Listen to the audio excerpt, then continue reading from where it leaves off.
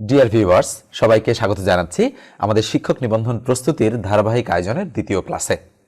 আমরা গণিতের প্রিপারেশন নিচ্ছি এবং বিগত 10 বছরে শিক্ষক নিবন্ধন পরীক্ষায় যে গণিতগুলো বারবার রিপিট হয়েছে সেই গণিতগুলো নিয়েই আমরা আলোচনা করছি এবং প্রত্যেকটা অঙ্ক ডিটেলস এবং শর্টকাট এই দুই ধরনের নিয়মই হচ্ছে আমি আপনাদের শেখাচ্ছি। তো ভিডিওটা প্রথম থেকে শেষ পর্যন্ত মনোযোগ সহকারে আপনারা দেখবেন।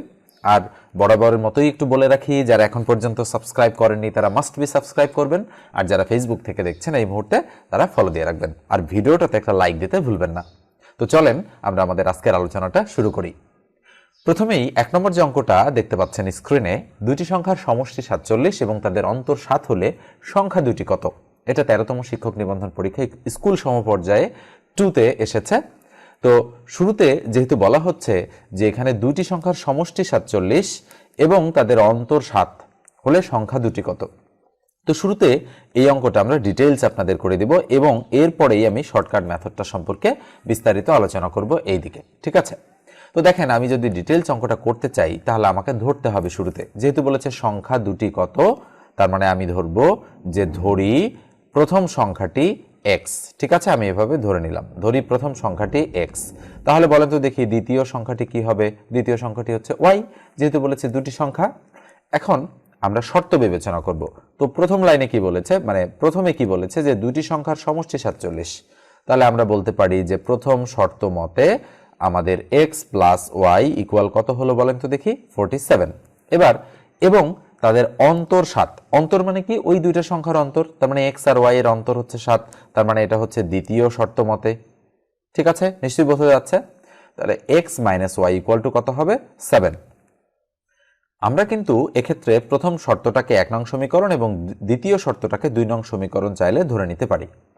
এইবার এই ধরনের দুটো সমীকরণ যদি কোথাও দেওয়া থাকে তাহলে আমরা এই দুটো সমীকরণ থেকে x আর y এর মান বের করতে পারলেই তো আমাদের অঙ্ক হয়ে যাবে, তাই না? আমরা আর নিচে লিখলাম না, না লিখে আমরা করলাম কি, এখানে আমরা টান দিয়ে দিলাম। টান দিয়ে আমরা দেখতে পাচ্ছি x এর মান যদি আমরা বের করতে চাই তাহলে y প্লাস মাইনাস কাটা যায়। তাহলে x আর x যোগ করলে কত হয়? 2x ইকুয়াল 47 আর 7 কত হয়? 7 7 14, 4 হাতে 1, 4 আর 1 কত? 5, তার মানে 54। আচ্ছা, তাহলে আমরা সুতরাং x ইকুয়াল টু কি বলতে পারি? 54 কে 2 দিয়ে ভাগ হচ্ছে, তাহলে 27 দুগুণ 54, তাহলে x এর মান কত পেলাম আমরা? 27। তাহলে এখন আমরা এই দিকে একটু করব যে x এর মান কয় নং সমীকরণে বসাই? 1 নং এ বসাই, ঠিক আছে? আমরা এটা লিখে পুরোটা লিখলাম না। তাহলে x এর মান যদি আমরা 1 নং এ বসাই তাহলে 1 নংটা কি আছে দেখেন আপনারা, এখানে x plus y equal to 47, তার মানে আমরা বলতে পারি 27 প্লাস y ইকুয়াল টু 47। আমি ডাইরেক্ট মানটা বসাই দিলাম এই যে সমীকরণটা, এই সমীকরণটাতে x এর মান 27। তাহলে সুতরাং y ইকুয়াল টু আমরা কি বলতে পারি? 47 থেকে যদি 27 বাদ যায় তাহলে 20। তাহলে কত কত পেলাম বলেন তো দেখি মান? আমরা একটা মান পেলাম আমরা 27 যেটা x এর মান, আর একটা মান পেলাম আমরা 20 যেটা y এর মান।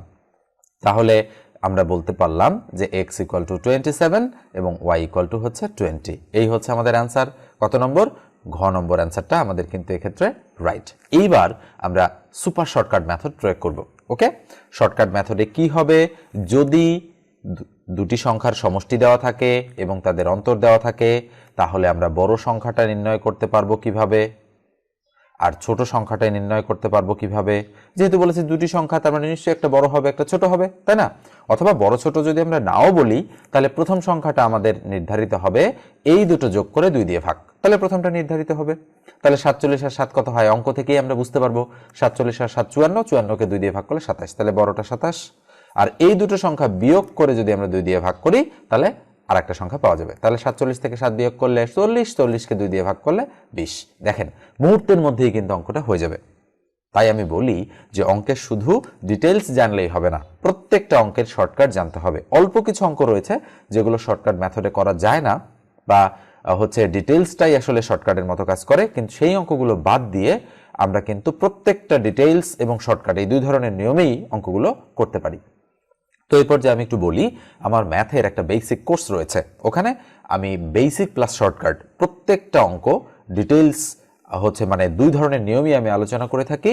এবং এই মুহূর্তে অফার চলছে, 510 টাকা দিয়ে সেই কোর্সে ভর্তি হওয়া যাবে। আমার মূল কোর্স ফি কিন্তু 2000 টাকা, ঠিক আছে? তো আর অল্প কয়েকদিন হয়তো এই অফারটা আমি কন্টিনিউ রাখতে পারবো।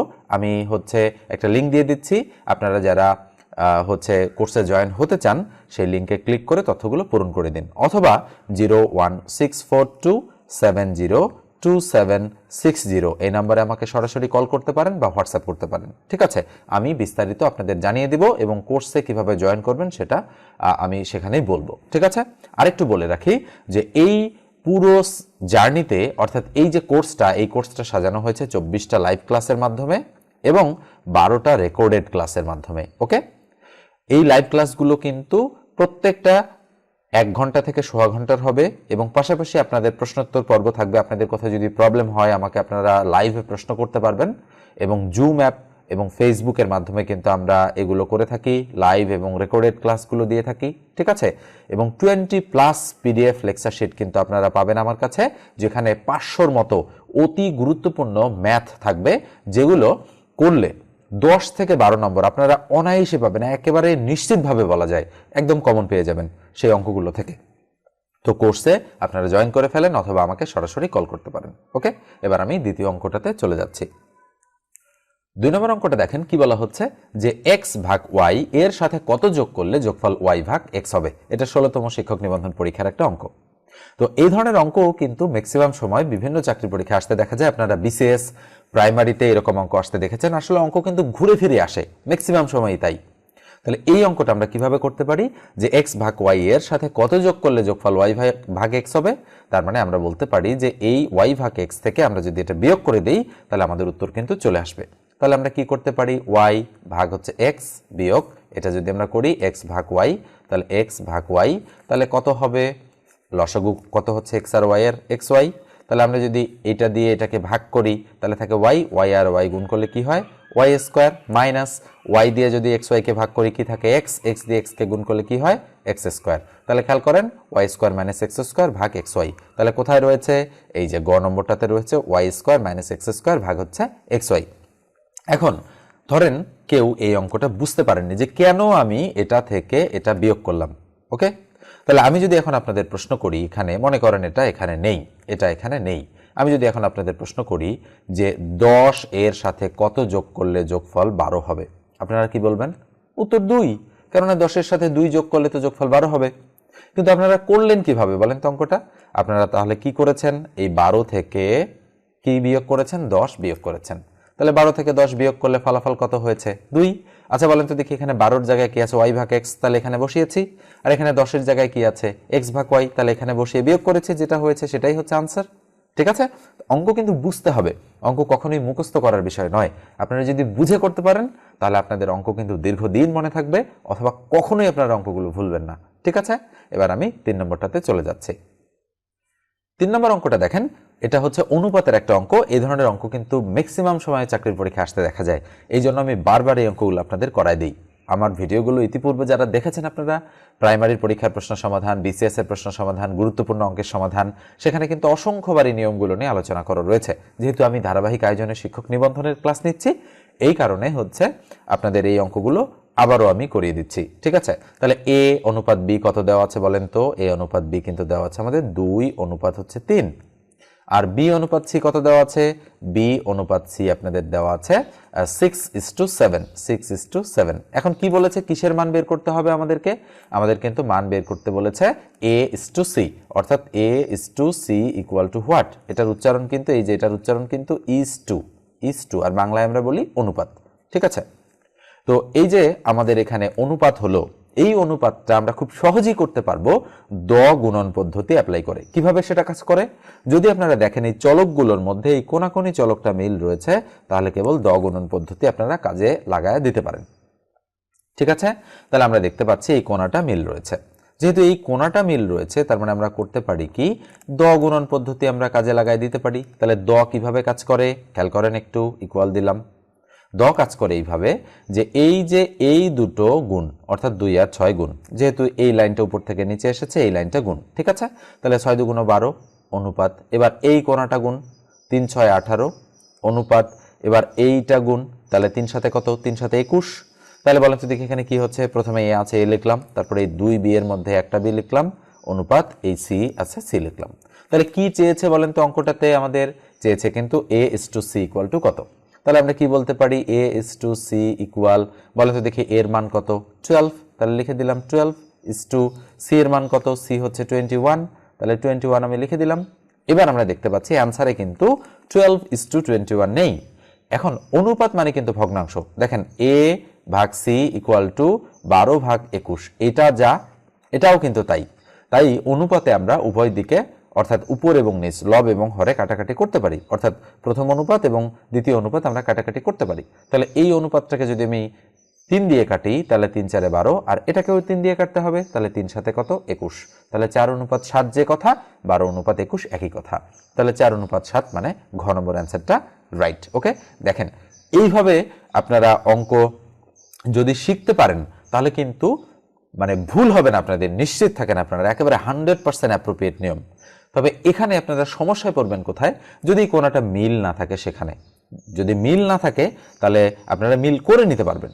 ধরেন এখানে বি অনুপাত সি না দিয়ে সি অনুপাত বি দিয়েছে, তাহলে আপনারা এটাকে ঘুরিয়ে মিল করে নেবেন, ঠিক আছে। অথবা বি অনুপাত এ বললো এখানে, তাহলে আপনারা ঘুরিয়ে মিল করিয়ে নেবেন, ঠিক আছে। এভাবে আপনাদের কৌশলে এই কোণাটা আপনাদের মিল করতে হবে, তাহলেই কেবল দগণন পদ্ধতিটা কাজ করবে। এটাই কিন্তু এখানে সংবিধিবদ্ধ সতর্কীকরণ। ওকে, এবার আমরা 4 নম্বরে চলে যাচ্ছি।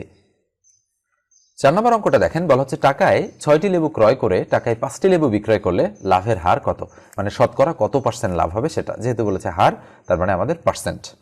তাহলে কি বলেছে, টাকায় 6টি লেবু ক্রয় এবং টাকায় 5টি লেবু বিক্রয়, তার মানে বিক্রয় 5টি আর ক্রয় 6টি। তাহলে একই জিনিস, অর্থাৎ টাকায় এবং টাকায় বলেছে।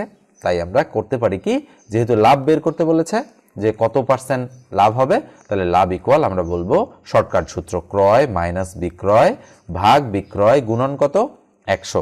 এটা কিন্তু আমাদের শর্টকাট মেথড এই ধরনের অঙ্কগুলো করার জন্য।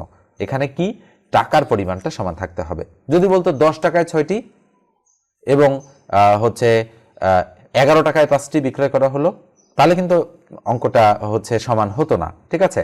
মানে টাকা টাকা সমান থাকতে হবে। যদি এখানে 100 টাকা এখানে 100 টাকা থাকতো, তাহলে কিন্তু আমাদের কি হতো, অঙ্কটা কিন্তু হচ্ছে এই নিয়মটা প্রযোজ্য হতো। মানে টাকার ফিগার সেম না থাকলে অঙ্কটার এই নিয়মটা প্রযোজ্য হবে না। তবে আমরা দেখি যে এই ধরনের অঙ্কগুলোর ক্ষেত্রে টাকার ফিগারটা সেম থাকে। ওকে, তাহলে ক্রয় কয়টি, ক্রয় কিন্তু 6টি। তাহলে টাকায় 6টি ক্রয়, আর বিক্রয় কয়টি 5টি, এই যে বিক্রয় 5টি। তাহলে 5 ভাগ কত বিক্রয় 5 গুণন কত 100। তাহলে বলেন তো দেখি, কাটাকাটি করলে 5 20 100, আর 6 থেকে 5 বিয়োগ করলে 1, তাহলে 1 গুণন 20 আমরা বলতে পারি। তাহলে 20 1 কত 20। তার মানে আমাদের সঠিক উত্তর হচ্ছে 20%। যেহেতু গুণন 100 দিয়েছি, তার মানে পার্সেন্ট আমাদের দিতে হবে। ওকে, তো এইভাবে আমাদের এই অঙ্কটা করতে হবে। এবার আমরা পরের অঙ্কটাতে চলে যাচ্ছি। তো তার আগে আরেকটু মনে করাই দেই, ভিডিওগুলোতে অবশ্যই আপনারা লাইক দিয়ে দেবেন, কেননা লাইক দিলে ভিডিওগুলো সবার কাছে ছড়িয়ে যায়। এবং অবশ্যই আপনারা কমেন্ট করে জানাবেন যে ভিডিওগুলো কেমন লাগছে। আপনারা যেহেতু এগুলো ফ্রিতেই পাচ্ছেন, সেক্ষেত্রে একটু সাপোর্ট না করলে কিন্তু আমাদের হচ্ছে এই ভিডিওগুলো করার কোনো মানে হয় না। ওকে, আমরা কিন্তু ভিডিওগুলো তৈরি করি আপনাদের সাপোর্ট পাওয়ার উদ্দেশ্যে, এবং বেশি বেশি সংখ্যক মানুষের কাছে ভিডিওগুলো যেন ছড়িয়ে যায়। আপনি একা শিখলেন, বাকি কেউ শিখলো না, সেটা কিন্তু একটা সেলফিশের মতো আচরণ করা হলো। এই জন্য আপনারা অবশ্যই ভিডিওগুলো শেয়ার করে দিবেন আর লাইক করে দিতে ভুলবেন না, ঠিক আছে। এবার আমি 5 নম্বর অঙ্কটাতে চলে যাচ্ছি। 5 নম্বর অঙ্কটা দেখেন, বলা হচ্ছে একটি কলম 10% লাভে বিক্রয় করা হলো। আচ্ছা, 10% লাভে বিক্রয় করা মানে কি, কলমটা সে কিনেছিল ধরেন 100 টাকায়, আর বিক্রয় করলো কত টাকা 110 টাকা। এটাই বোঝাচ্ছে, তাই না। আচ্ছা, কলমটির বিক্রয় মূল্য ও ক্রয় মূল্যের অনুপাত কত। তাহলে কিসের অনুপাত চেয়েছে, বিক্রয় মূল্য আর ক্রয় মূল্য। তাহলে আমরা বিক্রয় মূল্য অনুপাত ক্রয় মূল্য এটা বের করতে চাই, ইকুয়াল টু হোয়াট, তাই না। তাহলে বলেন তো দেখি, বিক্রয় মূল্য কত, বিক্রয় মূল্য 110, তাহলে বিক্রয় মূল্যের জায়গায় আমি 110 বসাই দিলাম। আর ক্রয় মূল্য কত, ক্রয় মূল্য তো 100 টাকা, তাহলে 100 টাকা আমি বসাই দিলাম। তাহলে এখন আমি তো বলেছি অনুপাত মানে ভগ্নাংশ, তাহলে আমি যদি কাটাকাটি করি এটাকে, তাহলে এই 0 আর এই 0 আমি কেটে দিতে পারি। দেখেন উপরে 110, তার নিচে কিন্তু 100, এইভাবে কিন্তু কাটতে হবে, ওই জন্য আমি এভাবে কেটে দিলাম। তাহলে 11:10 হচ্ছে আমাদের আনসার। তাহলে 11:10 কোথায় রয়েছে, ক নম্বরেই রয়েছে, তার মানে ক নম্বর অ্যান্সারটা রাইট। ওকে, এবার দেখেন 6 নম্বর অঙ্কটাতে বলা হচ্ছে 2 to the power x + 1 equal 32 হলে x এর মান কত। 4 3 2 1। ওকে, এটা নিশ্চয়ই বোঝা যাচ্ছে যে এটা সূচকের একটা অঙ্ক। তাহলে আমরা কি বলতে পারি, 2 to the power x + 1 equal 32। আমরা জানি যে যদি বেজ ইকুয়াল আমরা বেজ বানাতে পারি, তাহলে পাওয়ার ইকুয়াল পাওয়ার হবে। আবার যদি পাওয়ার ইকুয়াল পাওয়ার বানাতে পারি, তাহলে বেজ ইকুয়াল বেজ হবে। তাহলে আমরা দেখতে পাচ্ছি এখানে 2 রয়েছে, তাহলে আমরা করব কি, 2 to the power x + 1 equal এই 32কে আমরা যদি লসাগু করি ছোট সংখ্যা দিয়ে, 16 8 4 2, তাহলে 1 2 3 4 5, তাহলে 2 টু দি পাওয়ার 5 হচ্ছে, তাহলে আমরা এখানে 32 এর জায়গায় 2 টু দি পাওয়ার 5 বসাই দিতে পারি। তাহলে এই বেজ আর বেজ সমান হয়েছে, নিচেরটাকে বেজ বলা হয়, উপরটাকে পাওয়ার, তাহলে বেজ আর বেজ আমি কেটে দিতে পারি। আসলে কাটবো না, আমরা মুখে মুখে বাদ দিয়ে দিব, তাহলে বা আমরা এখানে কেটে দিলাম। তাহলে পাওয়ার ইকুয়াল পাওয়ার, তাহলে x + 1 = 5 লেখা যায়। তাহলে সুতরাং x = আচ্ছা বলেন তো এই 1টা এদিকে গেলে কি হয় মাইনাস, তাহলে 5 থেকে 1 বিয়োগ করলে কত হয় 4, তার মানে ক নম্বর আনসারটা রাইট। ওকে, আজকে এই 6টা অঙ্কই, এবং প্রত্যেকটা ভিডিওতে আমি এক্সট্রা একটা অঙ্ক করে দেই, তাহলে এক্সট্রা অঙ্কটা আপনারা একটু দেখেন, এরপরে আমি এক্সট্রা অঙ্কটা করে দিচ্ছি। এই অঙ্কটা দেখেন, এই ধরনের অঙ্ক কিন্তু বিভিন্ন চাকরির পরীক্ষায় বারবার আসতে দেখা যায়। শুধু শিক্ষক নিবন্ধনই নয়, মানে হচ্ছে বিশেষ পরীক্ষা, প্রাইমারি সহকারী শিক্ষক নিয়োগ, ATEO এর পরীক্ষা, এবং হচ্ছে নিবন্ধন পরীক্ষা সহ অন্যান্য যে হচ্ছে 12, 14, 16 এই যে গ্রেডগুলো রয়েছে, এই গ্রেডগুলোর পরীক্ষাতেও এই ধরনের অঙ্কগুলো আসতে দেখা যায়।